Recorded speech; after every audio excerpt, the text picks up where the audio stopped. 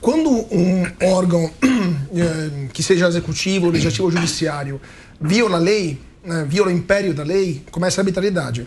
E isso que aconteceu no caso do Supremo. Ele condenou um deputado violando a imunidade parlamentar e violando também o que citam os códigos, porque é um crime que não existia, né? Como se fala em Roma, nulla crime, nulla pena sine legge. Não existe um crime, não existe uma pena sem a lei.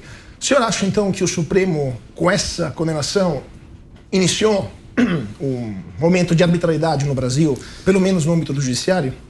O Supremo, desde quando, Carlos, ele passou a ter visibilidade com a ação penal 470 do mensalão, a notoriedade, ou seja, o excesso de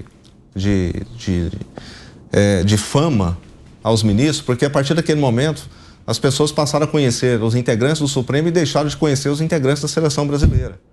Então, isso é fato. Então, as transmissões, quando se passaram a realizar as transmissões dos julgamentos, principalmente da AP 470, foi que começou esse instinto de arbitrariedade das composições seguintes do STF.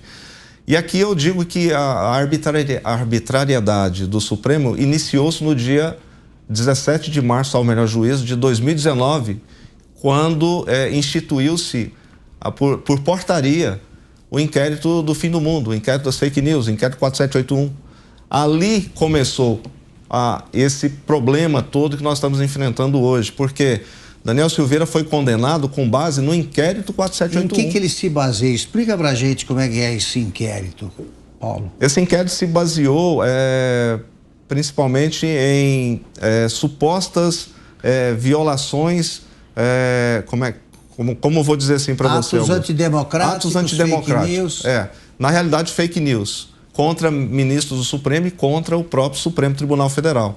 Então, quiseram, né, e aí ocorreu aí a censura da revista Cruzoé, que foi o estopim, né, para esse inquérito das fake news. Lembrando que o inquérito ele tem prazo para terminar, e esse aí não termina nunca, porque é como se fosse um novelo.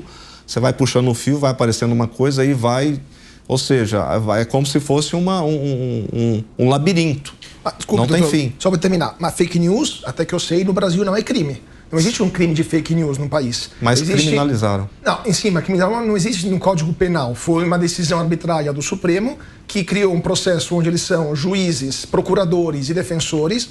Não existe uma lei que foi votada pelo Congresso Nacional que criminaliza notícias falsas. Você pode processar quem está te difamando, quem está te injuriando, mas não existe um crime de produção. Você quer defender, claro, produção de notícias falsas, mas não é tipificado no nosso código. Então, como é possível que uma Corte Suprema de um país que deveria ser um país livre decida de forma arbitrária ir contra pessoas que, segundo os próprios juízes, sem nenhuma provocação por parte da Procuradoria, estão atuando de forma ilegítima ou ilegal?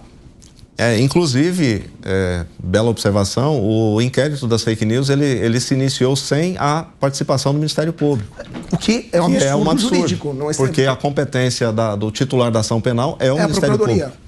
Então, cabe ao Ministério Público dar início a uma persecução penal.